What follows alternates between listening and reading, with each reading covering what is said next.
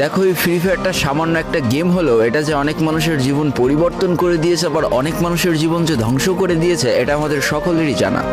তবে সামান্য এই গেমটা যে গোটা একটা পরিবারকে আবার নতুন করে জীবন দান করবে, এটা আসলে সকলের অজানা ছিল।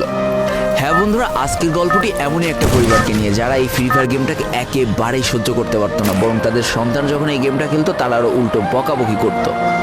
আর ভাগ্যের কি অপূর্ব লীলা খেলা, তখন সেই গেমটা আজকে গোটা পরিবারটাকে বাঁচিয়ে রেখেছে। আর এখন তার বাবা মাও উৎসাহ দেয় তাদের সন্তানকে যে ফ্রি ফায়ার খেলো। এজন্যই চলো জেনে আসি আসলে কি এমন ঘটেছিল ওই পরিবারটার সাথে। তো বেশি ব্যাকপ্যাক না করে ছোট্ট একটা ইন্ট্রো দিয়ে আজকের ভিডিও শুরু করা যায়। তো আজকের গল্পটা শুরু হতে চলেছে ছোট্ট একটা গ্রামের ছোট্ট একটা পরিবারকে নিয়ে। বাবা মা এবং তাদের দুই সন্তান অর্থাৎ দুই ভাই, ছোট্ট একটা পরিবার, খুব সুন্দরভাবে তাদের জীবনযাত্রা চলে যাচ্ছিল। বড় ভাই একটা কোম্পানিতে লেবারের চাকরি করে, বাবা কৃষিকাজ করে, আর তাদের ছোট সন্তান অর্থাৎ ছোট ছেলে কিন্তু ক্লাস 8-এ পড়াশোনা করে। দারিদ্রতার বেড়াজালে আটকে পড়া পরিবারকে সাপোর্ট দেওয়ার জন্য তাদের বড় ভাইকে খুব অল্প বয়সে কাজে চলে যেতে হয়েছে। এই জন্য বড় ভাইয়ের পড়াশোনাটা ঠিকমতো হয়ে ওঠেনি। তবে বাবা মার একটাই স্বপ্ন ছিল যে তাদের ছোট সন্তান অর্থাৎ ছোট ছেলে যাতে উচ্চশিক্ষায় শিক্ষিত হয়।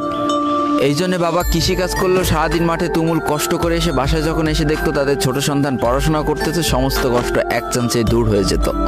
আর তাদের ছোট সন্তান পরিবারের অভাব দেখতে দেখতে বড় হচ্ছে, তো তাই সে একটা সময় ঠিক করেই ফেলে যে তাকে অনেক বড় হতে হবে, লেখাপড়া করে অনেক বড় মানুষের মতো মানুষ হতে হবে।